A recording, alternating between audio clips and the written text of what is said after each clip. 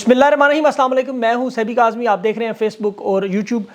بڑی اہم خبریں ہیں تحریک انصاف کی، آپ کو پتہ ہے ریلیاں جلسے جلوس کی بات میں کرتا ہوں، ساتھ ساتھ بڑی مدت ملازمت توسیع کا 10 سالہ کوشش، 10 سالہ منصوبہ بھی، خان کے خلاف جو ڈیل ہوئی وہ کتنے کی ہوئی، اس کا انکشاف بھی سامنے آیا، کون کون شامل تھا، اور دمادم مست کلندر اب عید کے بعد شروع ہونے جا رہا ہے۔ 6 ججز جو ہے پشاور میں، ان کے لیے بھی بڑا میدان سج گیا۔ 9 مئی کے قیدی کو 1 لاکھ روپے عیدی بھی دی گئی، اور مراد سعید نے سوشل میڈیا میں جو درار ڈالنے کی کوشش ناکام بڑی اعلیٰ طریقے سے کی، وہ بھی میں آپ کو بتاتا ہوں۔ اور سوشل میڈیا پر اب آپ کا کام ڈبل ہو جائے گا، کیونکہ تحریک انصاف پر ایک بڑا حملہ اس کی تیاری ہو رہی ہے۔ اوورسیز پاکستانیوں کو اس میں بڑا اہم کردار ہوگا، میں اس کی آپ کو تفصیل اس میں رکھتا ہوں آج۔ لیکن تحریک انصاف پر جو دباؤ تھا جی، قائدین نظر نہیں آتے۔ آج بیرسٹر گوہر چیئرمین بھی، عمر ایوب بھی جنرل سیکرٹری بھی سمیت تمام صوبائی ضلعی قائدین پشاور سے بڑی ریلیاں نکال رہے خان کے احتجاج کے لیے۔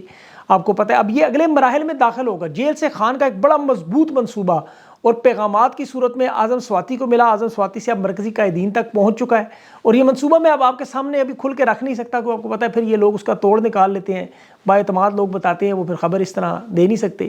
لیکن تسلی کے یہ بتا دوں کہ عید کے بعد یہ سلسلہ آپ کو چوتھے گیئر میں جاتا ہوا نظر آئے گا، اور اس میں بڑا اہم کردار ادا کرنے والے وہی لوگ ہوں گے جو 9 مئی کے بعد خوف کے بت توڑ کے یہ جو ورکر کنونشن ہوئے، ورکرز کو اکٹھا کیا گیا، پی ٹی آئی کو زندہ رکھنے کے اہم کردار، اس میں وہی لوگ ہیں کہ پس پردہ مراد سعید کا دماغ ہے، سامنے جنید اکبر ہوگا، عرفان سلیم ہوگا، اعظم سواتی ہوگا، سارے لوگ آپ کو نظر آئیں گے۔ یہ آئین اور قانون کی بالادستی کے لیے بڑے پیمانے پر احتجاجی سلسلہ شروع ہونے جا رہا ہے، اور اس کے نتائج بھی آپ کو نظر آئیں گے۔ یہ جو پہلی ریلی پریس کلب پشاور میں نظر آئی ہے، یہ صرف جھپٹنا لپٹنا، پلٹ کر جھپٹنا، یہ لہو گرم رکھنے کا ایک بہانہ ہے۔ تحریک اصل جو ہے وہ دیکھیں 30 جون کے بعد اگلے 3 مہینوں میں اس لیول تک پہنچ جائے گی کہ جب خان باہر آئے تو اسے نئے سرے سے تحریک جگانے کی ضرورت نہ پڑے۔ دیکھیں تحریک انصاف کی قیادت اگر یہ بھی کر لے تو یقین جانے یہ بہت ہے۔ خان کے جوتوں میں پیر نہیں رکھ سکتے ان میں سے کوئی بھی ایسا قداور شخص نہیں، لیکن اگر یہ عوام کو اس حد تک چارج بھی رکھتے ہیں کہ انہیں نئے سرے سے کام نہ کرنا پڑا، تو یہ بھی ان کی بہت بڑی جیت ہے، کیونکہ اس وقت بڑے سخت حالات میں، دباؤ میں یہ لوگ کام کر رہے ہیں۔ لیکن یہ جو ہو رہا ہے وہ انگریزی میں کہتے ہیں نا اینڈ آف بگننگ یا بگننگ آف دا اینڈ، یعنی پھڑپھڑاتے ہوئے چراغ کی آخری آپ کو پتہ ہے روشنیاں ہیں۔ پاکستان کی عوام اور خاص طور پر تحریک انصاف کے لوگوں کو یہ سمجھنا ہوگا کہ اپنی توجہ اہم معاملات پر مرکوز رکھنی ہے، اور اس کے لیے سب سے اہم معاملہ یہ 6 ججز کا خط ہے۔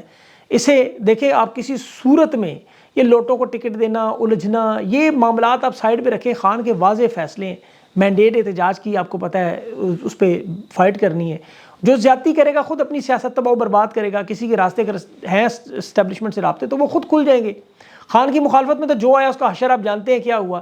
جس نے دھوکہ کیا خان کے ساتھ وہ آج آپ کے سامنے یقین کریں منت ترلا کر رہے ہیں، پیروں کو ہاتھ لگا کے معافیاں مانگ رہے ہیں کہ ہمیں تحریک انصاف میں دوبارہ لے لیں، کیونکہ جو انہیں ہوا، انہیں جو گولیاں دی جاتی تھی ماضی میں کہ ہم نے خان کو لیڈر بنایا، تمہیں بھی بنا دیں گے، اس چکر میں ساری سیاست اپنی بھی بچوں کی بھی تباہ کر چکے ہیں۔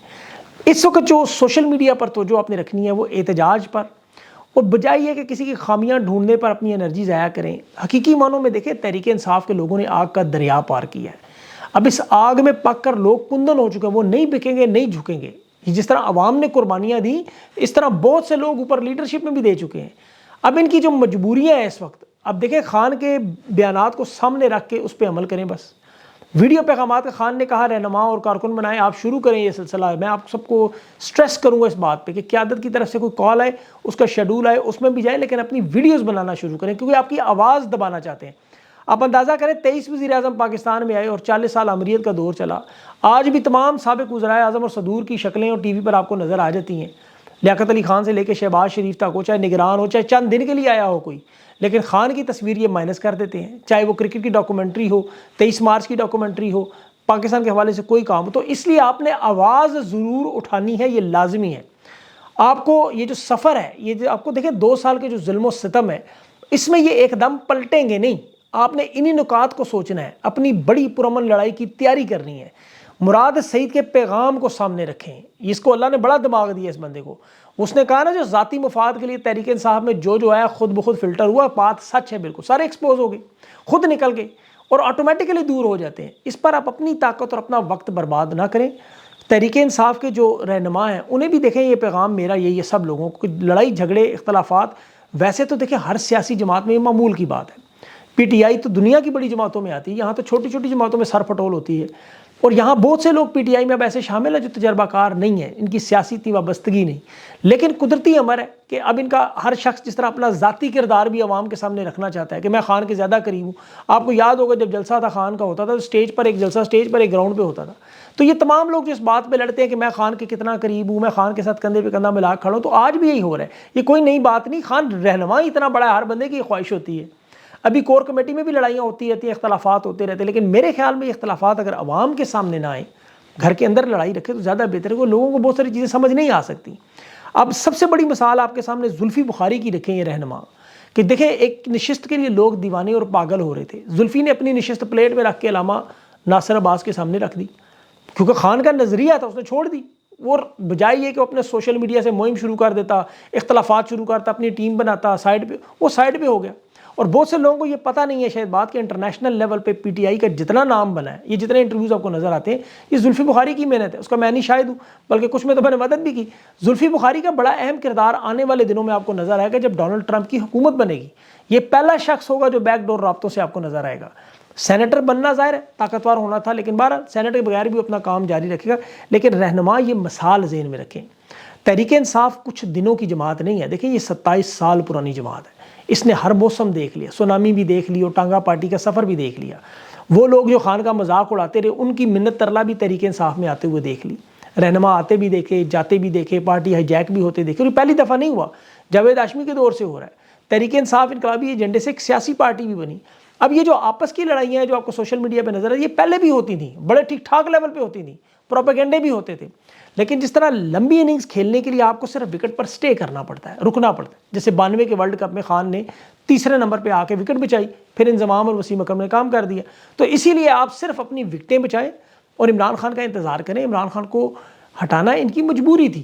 دیکھیں خان نے کام کیا کیے تھے، آپ ذرا سوچیں تو صحیح، پاکستان کی تاریخ میں ہندوستان کو بالا کوٹ کے حملے کا کوئی جواب دے سکتا تھا؟ نریندر مودی کو بے نقاب کر سکتا تھا؟ اقوام متحدہ میں کشمیر اور فلسطین کا برطانیہ امریکہ اسلامو فوبیا پر بیانات اور ان کا چہرہ رکھنا، سی پیک پہ کام جاری رکھنا، اس کے اندر کرپشن بھی ختم کروانی، اسلامی فورم بنانے کے لیے ملیشیا ترکی کے ساتھ جڑنا، اور آپ کو یاد ہوگا اس پہ تو سعودی عرب بڑا ناراض تھا، وارننگ دے کے عمران خان کو بلایا تھا، یہ وہی لوگ آج ان کے ساتھ بیٹھے ہوئے ہیں۔ تو عمران خان کی چارج شیٹ بہت بڑی ہے، افغانستان میں دیکھ لیں، شکست و شرمندگی میں امریکہ 2 کھرب لگا کے وہاں سے بھاگا، انہوں نے کامیاب حکومت یہاں عمران خان نے بنوا دی، پھر 2 دفعہ OIC بھی کروا دیا۔ اب یہاں جو شہباز شریف اور نواز شریف سے گردن کو پکڑ کے بائیڈن کام کرواتا تھا ان سے، اپنی عوام کو اور ڈرون سے مرواتے رہے، خان نے ایبسولوٹلی ناٹ کہہ کے سارا ختم کر دیا۔ روس کا دورہ، چین افغانستان، روس ترکی ایران پر مشتمل بلاک بنانا اور اپنے ارادوں میں اس کے ساتھ شامل ہونا، جس کے ساتھ آج بھی یہ ملاقاتیں کر رہے ہیں۔ تو اس وقت تو باجوہ موجود تھا، لندن پلان موجود تھا، بینیفیشری موجود تھے، $30 ارب لگا، 30 ارب انہوں نے دیے ایک دوسرے کو۔ تو خان انہیں ڈر لگتا ہے کہ خان کی گردن پہ ہاتھ رکھے گا، تو یہ اپنی گردن بچانے کے لیے سب کچھ کر رہے ہیں، اور کچھ معاملہ نہیں ہے۔ یہ جو 10 مہینوں میں 9 مئی کا راگ لاپتے رہے، اب ان کیسز میں تیزی لائیں گے۔ ابھی انہوں نے کچھ لوگوں کو سزائیں دی ہیں ابھی آپ کے سامنے، عمران خان اور شاہ محمود پر بھی فرد جرم عائد کریں گے، اب عدلیہ کے جو 6 ججز ہیں ان پر بھی دباؤ بڑھے گا، لیکن یہ معاملات چلتے رہیں گے۔ ابھی عدالتوں میں جو بہت بڑا منصوبہ یہ بنا رہے ہیں، اس کی میں اگر آپ کو تفصیل بتاؤں، جتنے بھی کورٹ رپورٹرز ہیں، اسناد ملک ہیں، متی اللہ جان ہے، صدیق جان ہے، صحافی ہیں شاہد اسلم پتیلا ہے، سب کی متفقہ رائے ہے کہ قاضی صاحب کی ملازمت مدت کی توسیع، اس کے لیے لوگ باقاعدہ طور پر آئینی ترمیم کرنے جا رہے ہیں 2/3 اکثریت سے، اس پہ کام شروع انہوں نے کر دیا۔ اور اس سے پہلے اگر آپ دیکھیں سپریم جوڈیشل کونسل میں جو 2 فل کورٹ اجلاس ہوئے، اس میں 5 ججز کھل کر اختلاف کر رہے ہیں، جسٹس منیب اختر، یحییٰ افریدی، جسٹس جمال خان مندوخیل، اطہر من اللہ اور جسٹس عائشہ ملک۔ اب ان کا کہنا تھا کہ عدلیہ کو کسی صورت میں ایگزیکٹو کے سامنے، خفیہ ایجنسیوں کے سامنے سرنڈر نہیں کرنا چاہیے، ڈٹ کے کھڑا ہونا چاہیے۔ اب اس میں بلکہ جسٹس شاہد وحید بھی شامل ہے۔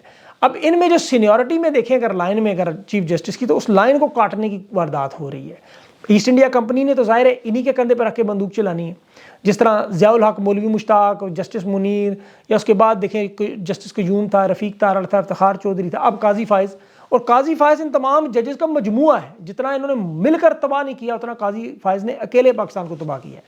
اب اس کی مدت ملازمت کی توسیع، اس میں اس انداز میں واردات کہ جسٹس منیب کسی صورت میں چیف جسٹس نہ بن سکے، یحییٰ افریدی کسی صورت میں چیف جسٹس نہ بن سکے۔ اب قاضی کے بعد منصور شاہ کا نمبر ہے، اسے کوئی نقصان نہ ہو کیونکہ وہ ان کے کیمپ میں ہے۔ ان کا طریقہ واردات، پہلے تو ریٹائرمنٹ کی عمر 65 سے 68 کر دیں، یہ 3 سال کا اضافہ، پھر جو ہائی کورٹ کا چیف جسٹس نہ بنا ہو اسے سپریم کورٹ میں چیف جسٹس بننے پر پابندی لگا دیں، آئینی ترمیم میں شامل کر دیں۔ اب جسٹس منیب تو آپ کو پتہ ہے ہائی کورٹ میں چیف جسٹس نہیں رہے، ان کا راستہ یہ روک لیں گے، اور یہ واردات سینٹ کا جو الیکشن ہے 2 اپریل کو ہو رہا ہے، اس کے بعد جب ان کے پاس طاقت آئے گی، اسمبلیاں ہوں گی، تمام سینٹ ہوگی، اس پر آئینی ترمیم لائیں گے کہ قاضی فائز کو ہم نے کسی صورت میں 2026 تک چیف جسٹس رکھنا ہے، دعوت دیں گے، اور وہ ہو سکتا ہے کہ میں نہیں بنتا، یہ بھی میں آپ کو بتا دوں۔ جسٹس منصور علی شاہ کو 2029 تک، جسٹس جے آفریدی کو 2032 تک، لیکن عائشہ ملک، شاہد وحید اور منیب اختر، ان تینوں کو سائڈ پہ کر دینا۔ اور بالکل اسی طرح نواز شریف اپنے من پسند آرمی چیف لگاتا رہا، میرٹ کا کھلواڑ کرتا رہا، نتیجہ کیا نکلا؟ انہوں نے نواز شریف کی گردن کو پہلے پکڑا، انہی ہاتھوں سے گورنمنٹ گری نواز شریف کی۔ تو یہ انہوں نے جو بلڈنگ بنانی ہے، یہ بلڈنگ خود بخود گرتی ہوئی آپ کو نظر آئے گی۔ عدلیہ کو تقسیم ہے، ہم خیال ججز کے ہمیشہ بینچ بنتے رہے، آپ جانتے ہیں۔ اب ججز کے دباؤ میں اس وقت جو یہ آپ لوگوں کو نہیں کرنا ہے کہ اس معاملے کو روزانہ ویڈیوز میں، آڈیوز میں لکھ کے کرنا ہے۔ کل عمران ریاض کے ساتھ نے میرا انٹرویو دیکھا، اس میں ایک چیز میں عمران ریاض سے متفق نہیں تھا، میں نے سوچا وی لاگ میں کروں گا، وقت کم تھا اس میں کہ میں آپ کو بتاؤں گا، وہ جسٹس ریٹائر تصدق جیلانی کے بارے میں۔ عمران نے انہیں جنٹل مین قرار دیا، لیکن شاید کچھ چیزیں عمران کی نظر سے نہیں گزری، وہ میں آپ کے سامنے رکھتا ہوں۔ آپ کو مشرف کا طیارہ ہائی جیک کیس یاد ہوگا، نواز شریف کا، نون لیگ کا، جو 9 مئی تھا، ان کے لیے 9 مئی، اس کی سزا ختم کرنے والے بینچ کا جو سربراہ تھا وہ جسٹس تصدق جیلانی تھا۔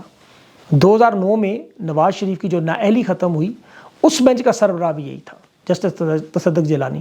2011 میں نواز شریف کے خلاف جو غیر قانونی پلاٹوں کی بندر بانٹ کا ایک بڑا کیس تھا، اس بینچ میں بھی شامل تھے، اور اس کی وجہ سے ہی نواز شریف پھر الیکشن لڑا اور تیسری بار وزیر اعظم بنا اور اہل ہوا۔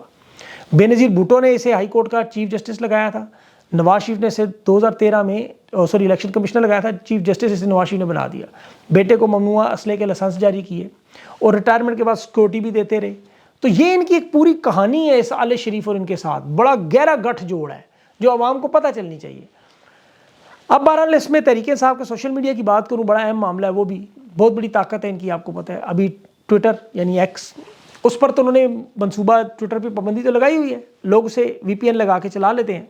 اب یہ لوگ وی پی این کے استعمال کو غیر قانونی قرار دینے جا رہے ہیں۔ اس کی وجہ یہ ہے کہ جو بیانیہ ٹویٹر پر بنتا ہے، ایکس پر بنتا ہے، وہ ان کی قابو میں نہیں آ رہا۔ انہیں لگتا ہے کہ تحریک انصاف کا یہ بیانیہ انہیں شدید نقصان پہنچاتا ہے۔ موجودہ حکومت کی آپ ہر واردات دیکھیں، وہ 2 گھنٹوں کے اندر اس کا پوسٹ مارٹم سوشل میڈیا پہ آتا ہے۔ اب انہیں سمجھ نہیں آ رہی اسے روکا کیسے جائے۔ اب مستقل طور پر اپنے حکومت جتنا عرصہ رہے، چاہے 6 مہینے رہے، 3 مہینے رہے، چاہتے ٹویٹر بند رہے، اور جس طرح تحریک انصاف نے ماضی میں ویب سائٹ بند ہوئی تو پورٹل بنایا، پورٹل بند ہوئی تو فیس بک پہ چلے گئے، فیس بک بند ہوا تو ٹک ٹاک پہ آ گئے، انتخابی مہم چلائی، بڑے منظم طریقے سے ان کی وارداتیں ناکام کی۔ اب سوشل میڈیا جو ہے پی ٹی آئی کا، اس کو اس کا توڑ نکالنا ہوگا، اور میری ذاتی رائے کہ اوورسیز پاکستانیوں کو یہاں کی مدد کرنی ہوگی۔